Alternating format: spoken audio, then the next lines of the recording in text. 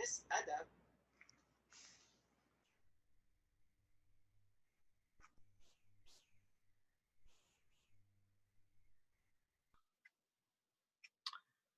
Okay. بسم الله الرحمن الرحيم الحمد لله والصلاة والسلام على رسول الله وبعد. First and foremost, do apologize for the delay. We've been on this since 5 to 3 and we've been having audio issues with my computer, so now we just switched to my iPhone. Hopefully we don't have any issues from this point onwards. Now, I do want to begin today's session, inshallah, with the story of Nuh alayhi salatu wasalam. But before doing so, we start with the praises of Allah subhanahu wa ta'ala. Bismillahir Rahmanir Rahim. Inna alhamdulillah. Wassalatu wassalamu ala rasulillahi wa ba'd. Now, you do recall in the last session, we went over the story of Lut alayhi salatu wasalam in a brief fashion, and we emphasized the point on the power of piety. We saw that how Allah subhanahu wa ta'ala honors this effort, and as a result, this is made as a means to avert adversity and calamity.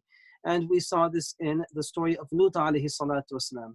So what we are really doing is going over the different methods on, or I should say, the different methods of how to deal with tribulations, or we can call it tribulation management. So far we've gone over Ibrahim alayhi salatu wasalam's method. We've now covered Lut alayhi salatu wasalam's method, and we mildly touched on Nuh alayhi salatu wasalam's method. Now, with Nuh alayhi salatu wasalam being a person that was sent to his community for 950 years, that's a considerable amount of time, serving as a prophet, 950 years. That's not going to be his entire lifespan.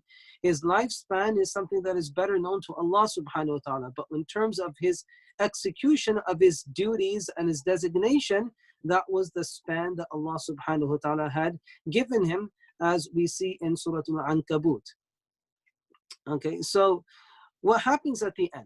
Nuh alayhi salatu wasalam has tried tirelessly to go to his community, and at the end, Nuh alayhi salatu wasalam is somewhat broken. He's emotionally broken, he's disheartened by the response of his community, and he then turns to Allah subhanahu wa ta'ala in expressing himself. Now remember, last session we spoke about how we talk to Allah subhanahu wa ta'ala as a real entity. We use that time with Allah subhanahu wa ta'ala in our du'as to openly express our feelings, our sentiments, our emotions. You see the exact same thing happening in Nuh alayhi salatu wasalam's du'a. Now what we are going to do first, let's go over what Allah subhanahu wa ta'ala says here. It says here, بعد أعوذ بالله من الشيطان الرجيم, that وَنُوحًا إِذْ نَادَى مِنْ قَبْلِ. Okay, we went over this mildly last week. I'm going to go over it again. So Allah subhanahu wa ta'ala is saying that remember Nuh alayhi salatu wasalam, وَنُوحًا إِذْ نَادَى مِنْ قَبْلِ. Nuh alayhi salatu wasalam, he called upon Allah subhanahu wa ta'ala from before. So this is before the incident of Ibrahim alayhi salatu wasalam, before the incident of Lut alayhi salatu wasalam. Nuh alayhi salatu wasalam is their ancestor. So Allah subhanahu wa ta'ala is saying, فَاسْتَجَبْنَا لَهُ, that we had responded to him. We had responded to him. Before I go forth, what was Allah subhanahu wa ta'ala responding to?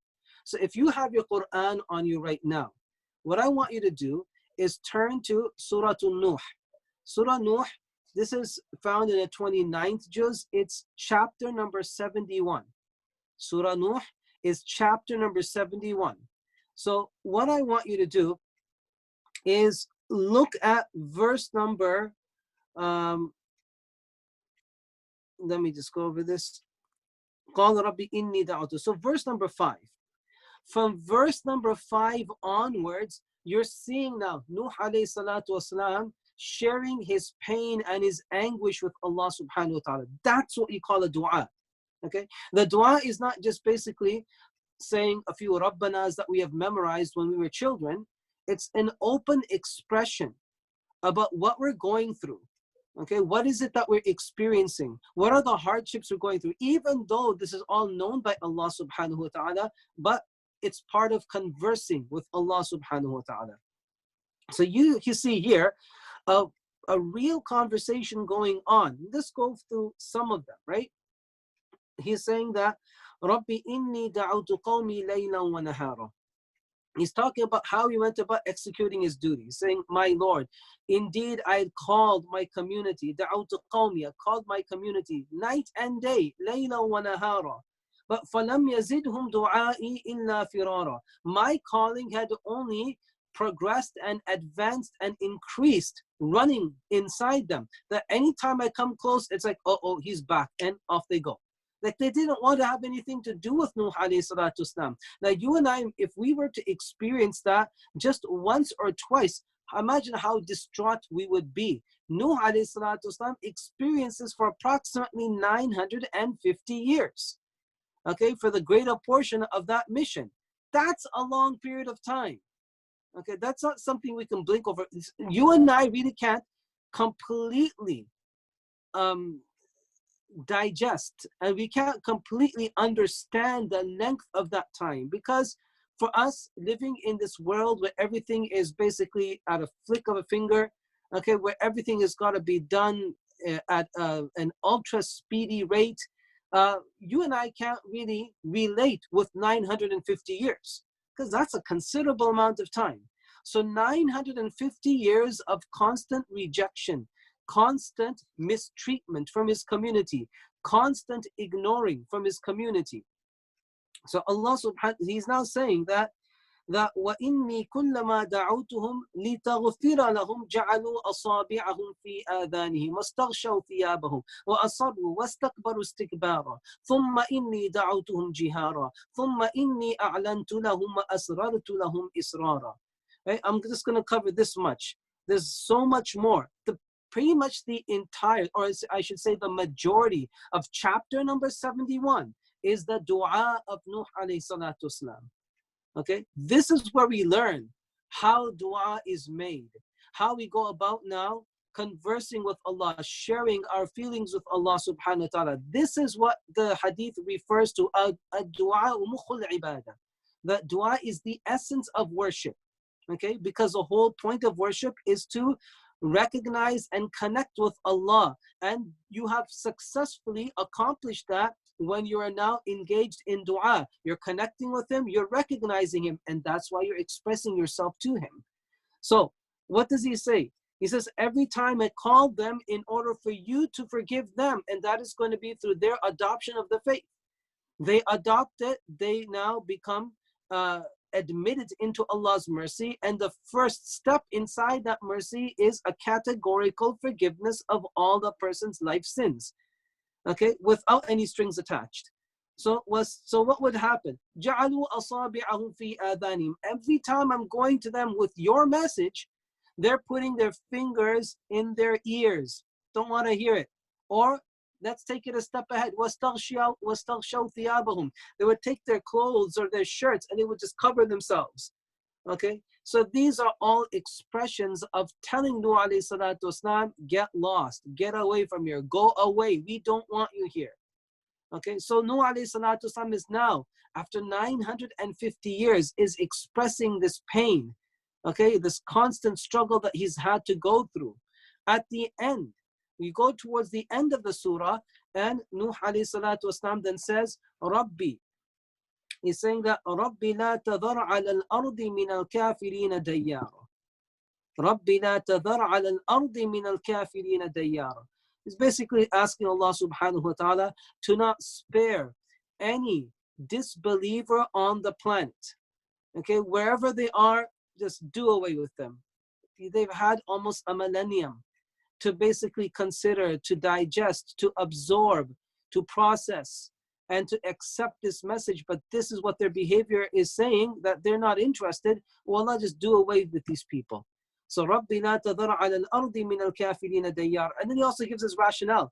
إِنَّكَ إِن تَذَرْهُمْ يُضِلُّوا عِبَادَكَ. If you're going to leave them, they're going to make this constant effort to mislead your servants, the ones who have come, and there was approximately 80 according to narrations, and it's not confined to 80. You do have other figures that have been expressed in different other narrations, but 80 is the one that is typically preferred by the commentators. So let's work with the number 80. You have 80 people that have believed in a span of 950 years.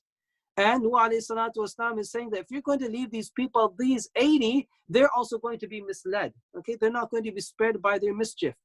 So let's just do away with these people. Okay, إِنَّكَ إِن تَذَرْهُمْ يُضِلُّ عِبَادَكَ and وَلَا يَلِدُوا إِلَّا فَاجِرًا كَفَّارًا. There's no hope in the next generation because the next generation is going to be no different. 950 years have shown us that every new generation that's coming, they are basically as firm as their forefathers were or their fathers were, if not even more firm. Okay, so if they're giving birth to any child, that child is nothing but a disbelieving transgressor. Okay, innaka in tadarhum yudillu ibadak wa la yalidu illa fajiran kaffara. And then he makes a dua, Rabbi ighfirli wa liwaliday.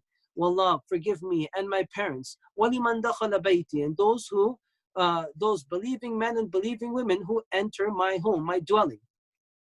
So this entire dua is what Allah subhanahu wa ta'ala is responding to. فَاسْتَجَبْنَا لَهُ. We responded to him. So understand that another way of dealing with trials and tribulations is we turn to Allah. We talk about if we are now experiencing our financial difficulties, we're experiencing domestic troubles, right? Because we're not used to staying home for such large periods of time. It's been, 7 weeks almost now. And being home all the time, obviously tensions are going to rise. People are worried. People are not used to staying indoors for a great period of time. So what's happening now? Tensions are rising. Fights are increasing, unfortunately. And you're seeing articles coming out where this domestic abuse has now skyrocketed. And there was also one post where women who are abused were actually posting their selfies about all of their injuries, showing their facial injuries and their bodily injuries. So things are very tense. Now what do you do in the midst of this situation? You do what Nuh alayhi salatu wasalam did. This is one way of managing the situation. We turn to Allah. We openly express, and guess what? You are not calling upon deaf ears. Allah is not deaf. Na'udhu billah. Understand this. What we have for some reason is a mental block. Many of us have a mental block. For some reason, we just can't find it within ourselves to go down this route. We'll hear the lecture. Okay, we'll hear the lecture. We'll get the encouragement. But for us to actually come around and doing it, that's a chore. For some reason, it's a chore. It's easy for us now to spend like time after time, like endless hours, if not minutes, endless hours on WhatsApp, Facebook, Instagram, Snapchat, all of these different platforms. We can spend endless hours without accountability and comfortably. But the moment it comes to dua, all of a sudden there's some pushback inside us. You need to overcome that. Right? You need to overcome that pushback. Don't allow yourself to push yourself back. You need to push forward.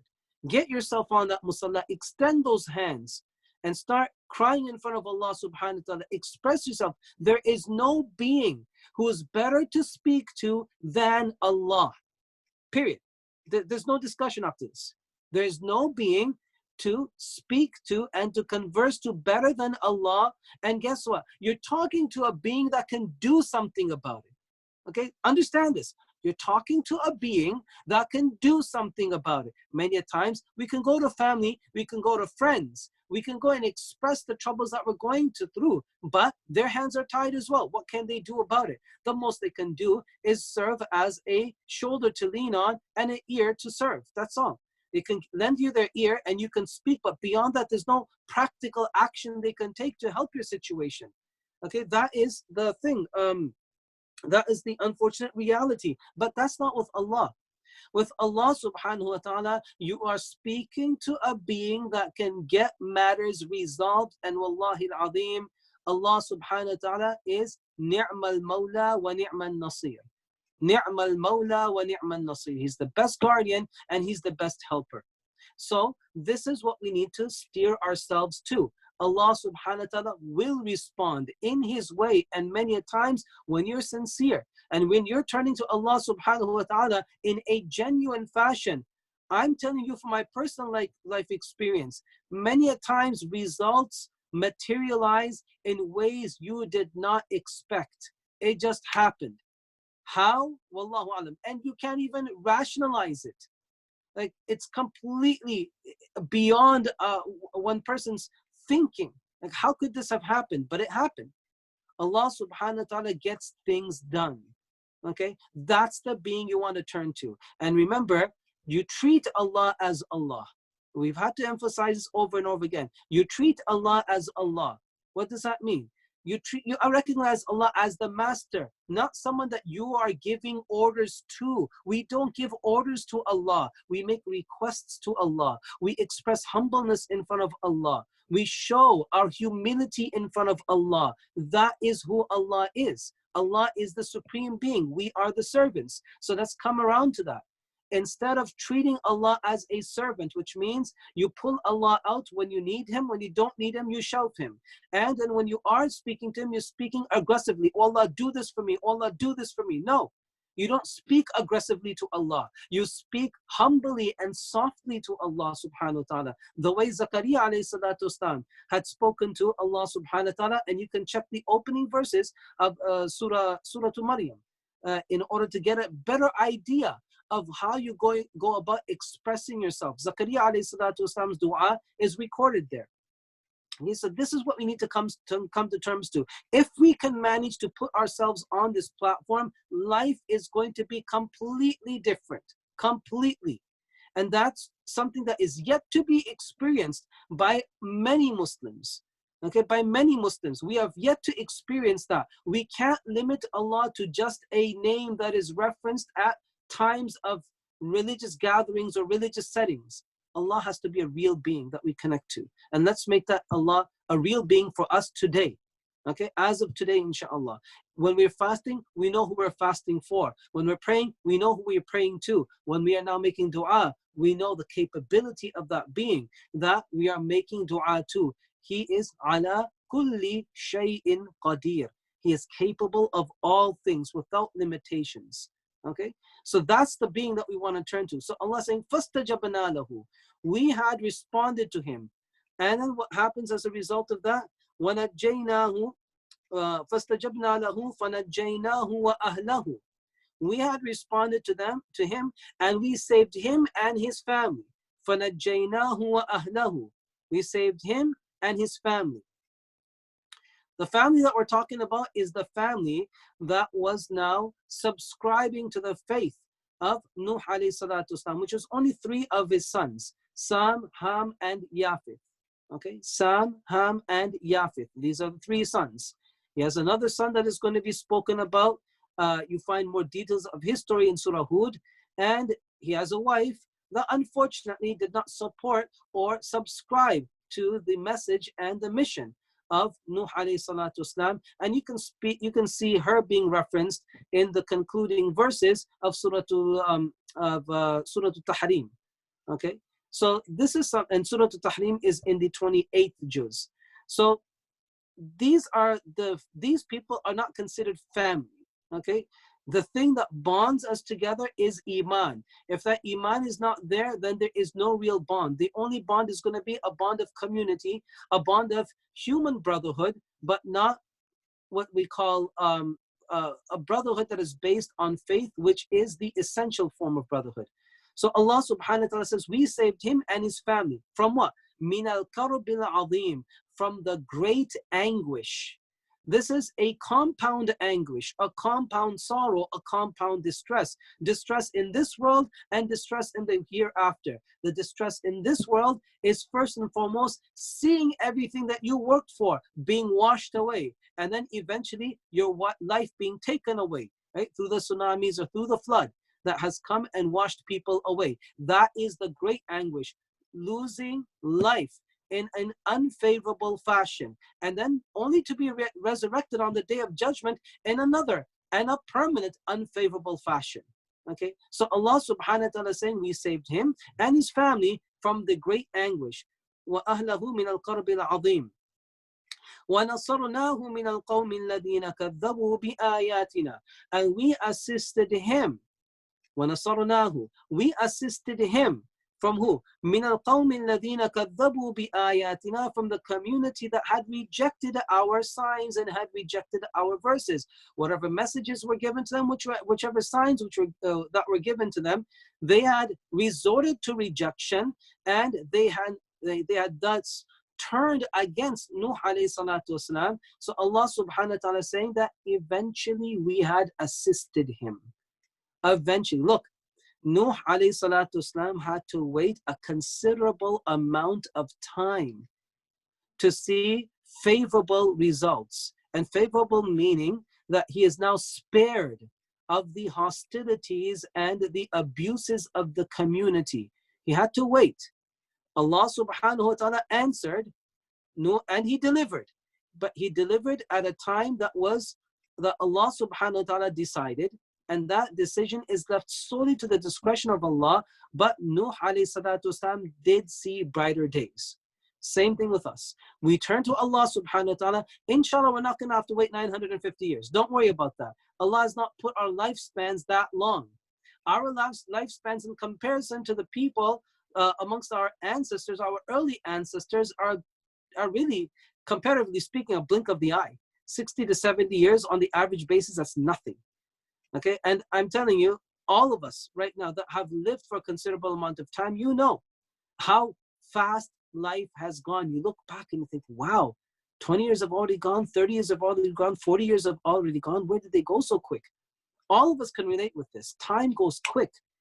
So make use of this time. This is a gift of Allah subhanahu wa ta'ala. Inshallah, we're not going to have to wait for years on end. Our struggle is probably going to be weeks, if not months, but not 950 years. So turn to Allah subhanahu wa ta'ala, speak to the being that can do something about your issues, and inshallah, brighter days are on the way. There's no doubt about this. This is what Allah subhanahu wa ta'ala is demonstrating here. Okay, وَنَصَرْنَاهُ مِنَ الْقَوْمِ الَّذِينَ كَذَّبُوا بِآيَاتِنَا. Allah then categorizes them, classifies them. إِنَّهُمْ كَانُوا قَوْمَ سَوْءٍ. These people were an evil community. Of course, when they have now turned against the message of Allah, they've turned against the Prophet of Allah, they've done everything to harass the representative of Allah, then this is what their classification is going to be. They are now classified as evil. فَأَغْرَقْنَاهُمْ أَجْمَعِينَ. We had drowned them all. فَأَغْرَقْنَاهُمْ أَجْمَعِينَ. With the exception of those people that were inside the ark, everyone has now been washed away. We don't know their names. We have no connection with them. And we can simply, for lack of better words, care less about them. Okay? They don't have any izzah or any standing in today's community. Nuh alayhi salatu wasalam, on the other hand, is a celebrated figure until today and until the end of time. Okay, and in all Abrahamic faith communities, whether it's going to be us, the Christians, or the Jews, he is known, he is acknowledged, and he is looked upon as an honorable individual, one of the most honorable individuals, and not just any prophet. He's from the elite prophets. Okay, he's not just from any class of prophet, he's from the elite prophets. So that's Nuh alayhi salatu wasalam. With great struggle comes great success. So the next thing that we want to look at is the story of Dawood and Sulaiman alayhi salatu wasalam. Now, because we did start a bit late due to the technical issues which were beyond our control, I am going to eat up a bit on the Q&A time, inshallah. So please bear with me, because I do want to go over this. I think this is so important, this story. I'll try and make it as brief as possible, but let's get right into it. وَدَاوُودَ وَسُلَيْمَانَ إِذْ يَحْكُمَانِ فِي الْحَرْثِ إِذْ نَفَشَتْ فِيهِ غَنَمُ الْقَوْمِ وَكُنَّا لِحُكْمِهِمْ شَاهِدِينَ. So you have the story of Dawood alayhi salatu wasalam and Sulaiman alayhi salatu wasalam, father and son. Dawood alayhi salatu wasalam is the father, Sulaiman alayhi salatu wasalam is the son. So Allah is saying, mention them. Mention Dawood, mention Sulaiman alayhi salatu wasalam. And what is it that we want to mention about them? إِذْ يَحْكُمَانِ فِي الْحَرْثِ. When they passed a decision in respect to a set of crops, okay, basically a farmland. So harth is in reference to a farmland, okay, where crops were being grown.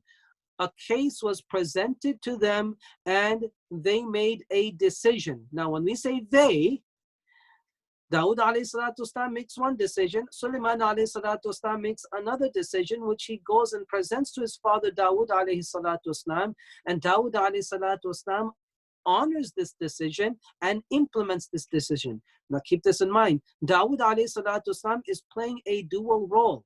He is not only serving as a spiritual figure, he's also serving as a political figure. Dawood alayhi salatu wasalam was the king of Banu Israel, not only just the prophet. He was a prophet and a king. Two designations given to him, something that was unique to him from that period onwards. So I should say at that time, at that place in time, or at that point in time, because prior to that you didn't have a combination of these two designations going inside a person. With Dawud alayhi salatu wasalam, he's the first. He's the first to be designated a king, and he's also designated a prophet. Before these two would be separate roles governed by separate individuals or handled by separate individuals. Because before him, you had basically Talut, okay, and then you had the prophet, which I believe was Shmuel. Allah subhanahu wa ta'ala knows best. But basically what you have is Dawud alayhi salatu wasalam, since he's an authority, all communal cases are going to be brought to him to be resolved, and as a result, he's going to have to make a resolution. So this case is now going to be presented to him. What is the case? The case pretty much is this. Allah subhanahu wa ta'ala says it briefly, إِذْ نَفَشَتْ فِيهِ غَنَمُ الْقَوْمِ. Okay, إِذْ يَحْكُمَانِ فِي الْحَرْثِ إِذْ نَفَشَتْ فِيهِ غَنَمُ الْقَوْمِ. What you had is a flock of a community. غَنَمُ الْقَوْمِ نَفَشَتْ فِيهِ. What it did, it ruined the entire crop, the entire farm, it ruined it. So according to the Mufassirs, according to the tafsir, what has happened is the flock of sheep or goats, the ghanam, it makes reference to both sheep and goats. So you've got this flock. It unfortunately has not been handled very well by its owner. The owner, for some reason, had not had a proper handle on this flock, and this flock has now gone to a neighboring piece of land, okay, which is actually a farm, and completely destroyed it. They destroyed the crops, ruined the farm, and now this is basically a loss for the owner. Because remember, back in those days, if you are a farmer, your crop is your livelihood. A successful yield, a successful harvest is going to be a successful means of income for the remainder of the year. Now, again, us being city people and not being farmers, we can't really appreciate the effort and the hard work of our farmers. Okay, it's a lot of work, a lot of patience, and remember, they don't make billions and trillions of dollars out of this. Typically, they're living humble lives. Okay, so now what happens here is you've got this flock of sheep or goats that have now gone into this place, this farm, completely ruined it, which has now resulted in a tremendous loss for the owner of this farm. So now what is he going to do? He's going to go straight to Dawud alayhi salatu wasalam. This is a major issue. It's not a minor issue. You've basically taken a person's livelihood away. So he's going to go and take this issue and this matter to Dawud alayhi salatu wasalam. Sulaiman alayhi salatu wasalam, he's not going to be interfering with his father's affairs. Okay? Dawud alayhi salatu wasalam would have a designated place where he would sit down, people would bring their cases forward, he would pass the decision, and off they would go. Sulaiman alayhi salatu wasalam, in this instance, was outside. Okay, he was outside. Now he's aware of what has just transpired.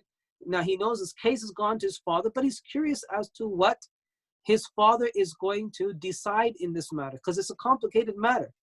Okay, so Dawud alayhi salatu wasalam's decision is going to be this: that the entire flock be given over to the farmer as compensation for the loss that he has incurred. So this entire flock of sheep, it be taken away from its owner and given to this farmer who has suffered the loss, which now means that this owner is at loss, the owner of the flock.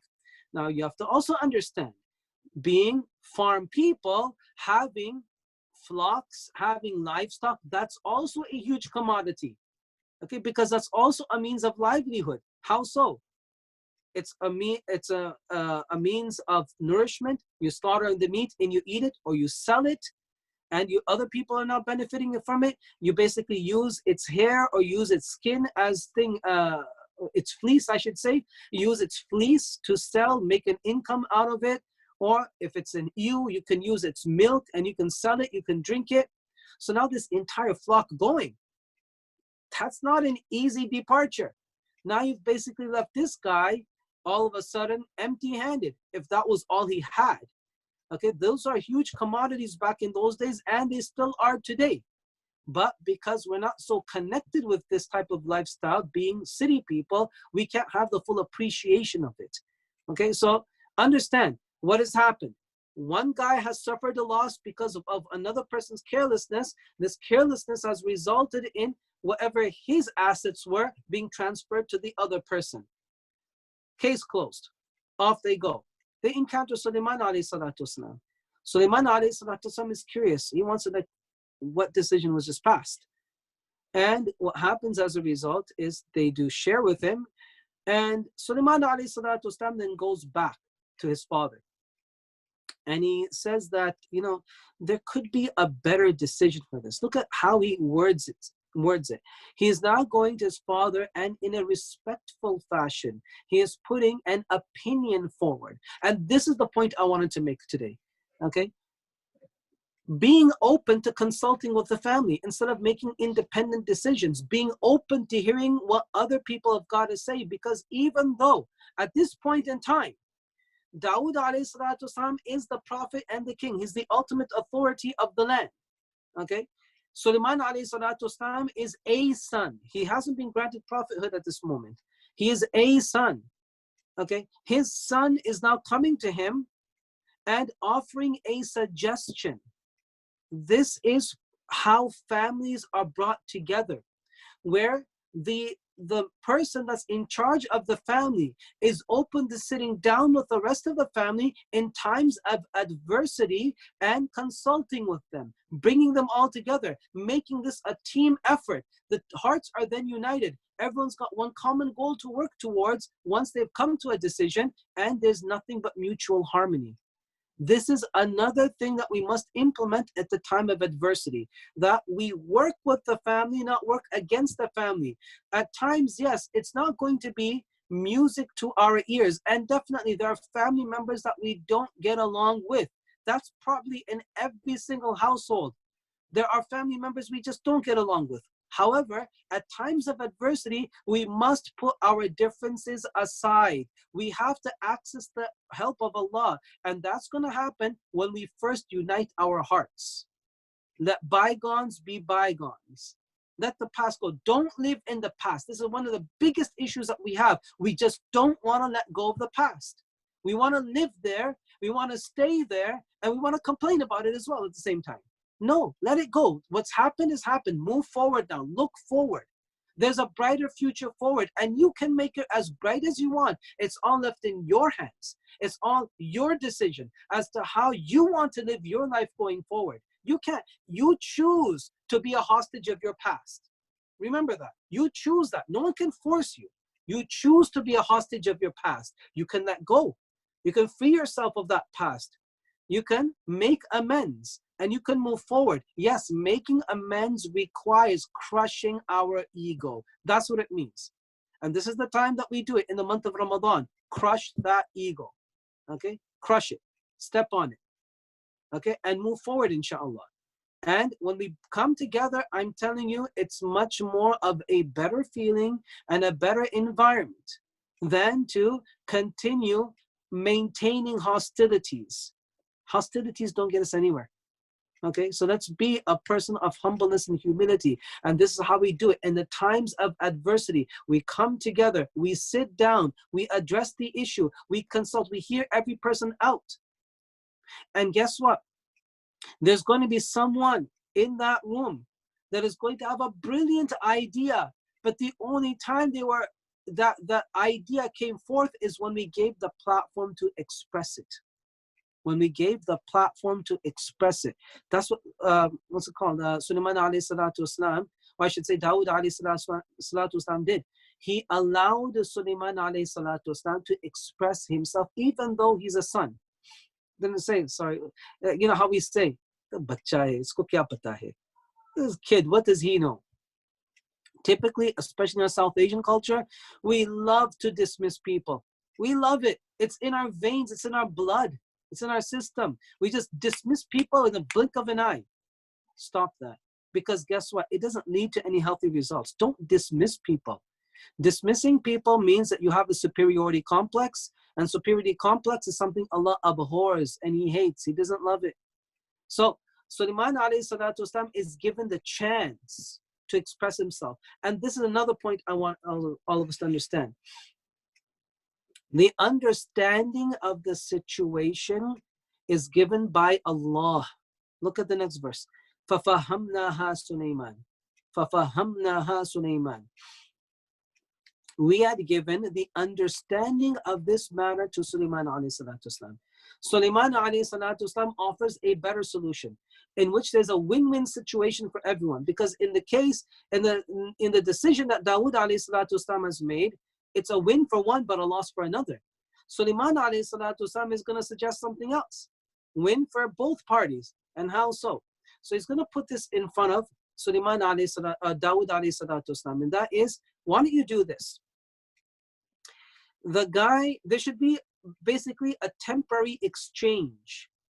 The flock of sheep should go over to the owner of the farm, and the farm should be given over to the owner of the flock.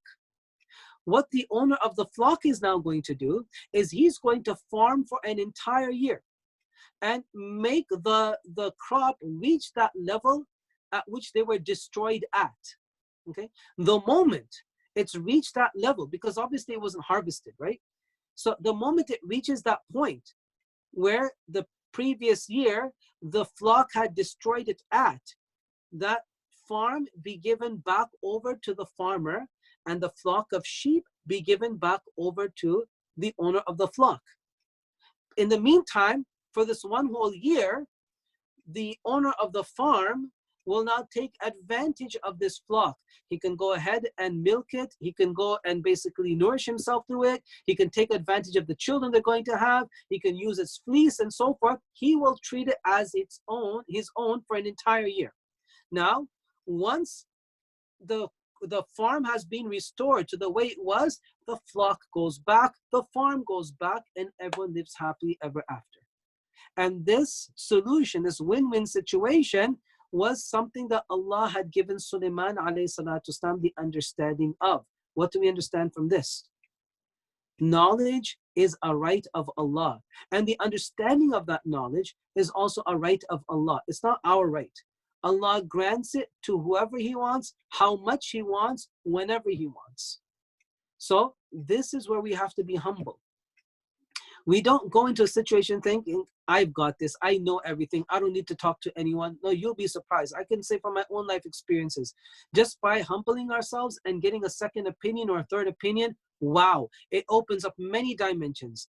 You see how you were blindsided. You didn't see certain things that another person saw, and that worked to your advantage.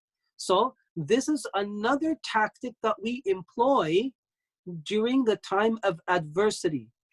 A prophetic tactic. We get together, we hear each other out, we collectively work towards a solution, and Allah will give a solution just like He gave in this case. Okay? Just like He gave in this case, but He didn't give it to Dawood alayhi salatu wasalam. He gave it to Sulaiman alayhi salatu wasalam, who was allowed a platform to express himself. And he did. And guess what? Everyone benefited. But remember, Allah is not dismissing Dawood alayhi salatu wasalam. He says, وَكُلًّا آتَيْنَا حُكْمًا وَعِلْمًا. وَكُلًّا آتَيْنَا حُكْمًا وَعِلْمًا. That we had given each party, both Dawood alayhi salatu wasalam and Sulaiman alayhi salatu wasalam, wisdom and knowledge. And we spoke about wisdom and knowledge in the previous lesson, so we don't need to elaborate on this, but both were blessed. Dawood alayhi salatu wasalam was blessed. Sulaiman alayhi salatu wasalam was blessed. Dawood alayhi salatu wasalam is not being written off because of this one case, but there's a lesson to be learned in this one case, a very important life lesson. So I will conclude with this for today, inshallah, and we will continue from here next week. Hopefully I just don't have any more issues. I don't know why these issues appear at the time of going live, but Inshallah, I will now leave it to the questions and the answers. We have approximately, 8 minutes left.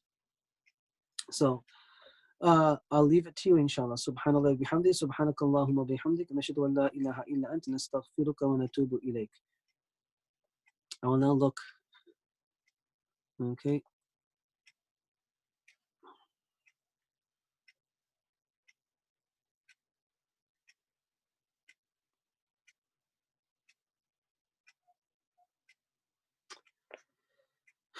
Okay, I don't see any questions coming through. Hold on.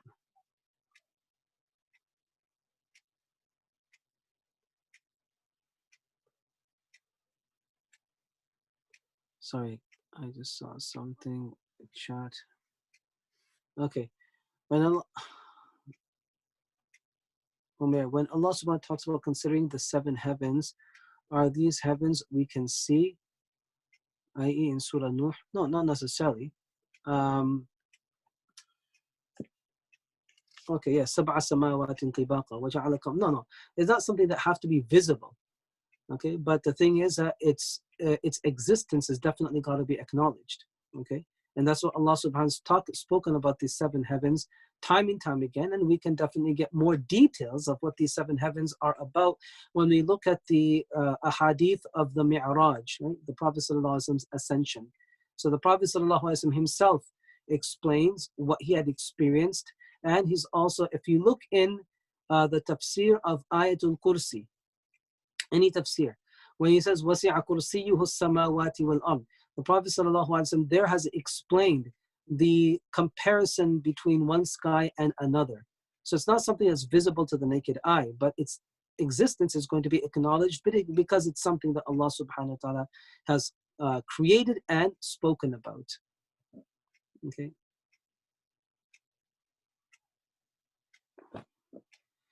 Give some advice on improving my akhlaq. Okay, the first thing is that we need to understand what we need to improve, right? That's the first thing. And this is something I have spoken about in the past. What we need to do is, on our own, we sit down and make a list of what we feel is problematic within us. It's also important to consult with our spouse or our siblings. They can also guide us and let us know what needs to be improved. We make a list. So say, for example, I've got a high temper, I'm stubborn, I'm arrogant, all of those things. I need to be honest with myself if I really want to make an improvement. I make a list of all of that. And then I understand what the opposite is. If I'm arrogant, what's the opposite of that? Being humble. If I'm stubborn, what is the opposite of that? Being open, being flexible, and so forth. Once I've now identified the opposite, now I need to make a schedule. How do I go about making this change? How do I go from being stubborn to being flexible? How do I go about from being arrogant to humble? That's going to require some effort and time, and this change is not going to happen. Behavioral changes especially, they don't happen overnight. It takes a lot of time and a concerted effort. That's an important point. It takes a concerted effort. It doesn't happen automatically. Just by thinking about it, it's not going to happen. You have to make the proper effort to achieve that goal. Okay, and each transition is going to have a separate effort. So that's the first step, inshallah. Apply this step and then you can move forward, inshallah. Is there any special dua in this adversity? Well, we can definitely recite the dua that, the 2 things that come to my mind. One is the dua of Yunus alayhi salatu wasalam, which is coming up, inshallah, in our future sessions. La ilaha illa anta subhanaka inni kuntu min al-zalimin. Frequently reciting this. I'm telling you, this is so effective. I can't even emphasize as to how effective it is. And I'm saying this through my own life experiences. It is tremendously effective because Allah Himself said, وَكَذَلِكَ نُنْجِي الْمُؤْمِنِينَ. It is in this fashion that we save the believers. Okay? And the other thing is frequent istighfar. As we see in Surah Nuh, فقلت استغفروا ربكم إنه كان غفارا يرسل السماء عليكم مدرارا ويمددكم بأموال وبنين ويجعل لكم جنات ويجعل لكم أنهارا. Read that part in Surah Nuh, where Nuh alayhi salatu wasalam is advising the community to engage in istighfar. As a result, the drought that they were suffering, it would be turned into heavy rains. Okay, so يُرْسِلِ السَّمَاءَ عَلَيْكُمْ مِدْرَارًا. Allah will send heavy rains down, and it will rid them of the drought that they're experiencing. And وَيُمْدِدُكُمْ بِأَمْوَالٍ. He would assist you with children and with wealth. And the list goes on. So istighfar is a solution for adversity. Okay, so La ilaha illa anta subhanaka inni kuntu min al-zalimin, that we are doing on a frequent basis, and also istighfar on a frequent basis, inshallah.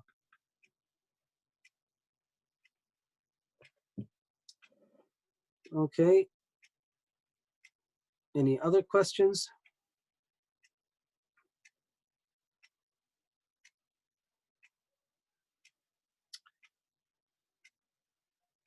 Any good tafsirs for beginners? Okay. Any good tafsirs? Well, I would start with Jalalain. Okay, its English has been translated by Aisha Bewley. That's a good beginner tafsir. It basically gives you at least the context of the Quran without going into heavy details. Okay, so just to get your feet wet, Jalalain, take that down. The author is Allama Suyuti rahmatullahi alayh. It's actually done by two authors. One is Jalaluddin Mahalli and the other is Jalaluddin Suyuti. Jalaluddin Mahalli is the one that started the project, and then he passed away. And Jalaluddin Suyuti is the one that completed the project, and that's why it's called Jalalain, the two Jalals. That's what it means. Jalalain, the two Jalals. So this is their tafsir. It's been translated recently, I'd say 7-8 years ago, by Aisha Bewley, and you can definitely find its translation on Amazon or other bookstores, inshallah. But definitely get that. It's really helpful for a beginner.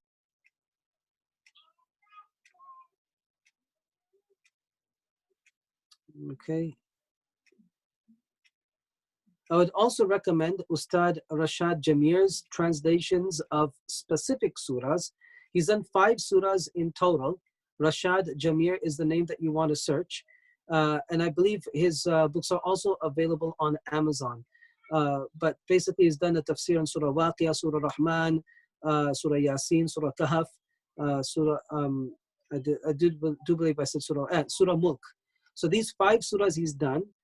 It's also a good read. He's basically taken Allama or Sheikh Sabuni, Sheikh Sabuni alayhi damat barakatuh, I should say.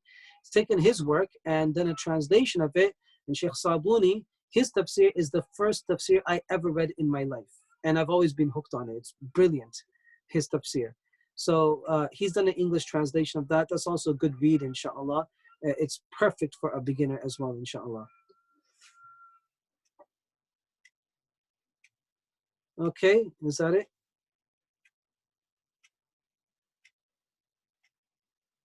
Okay, so let's wrap up with this. Jazakallah khair for spending this time with us. Make dua for us. We are now approaching the final 10 days of Ramadan. This is crunch time. So inshallah, please amplify your duas, amplify your ibadat, make dua for us as well, and we will do the same for you. Jazakallah khair. Assalamu alaikum wa rahmatullahi wa barakatuh.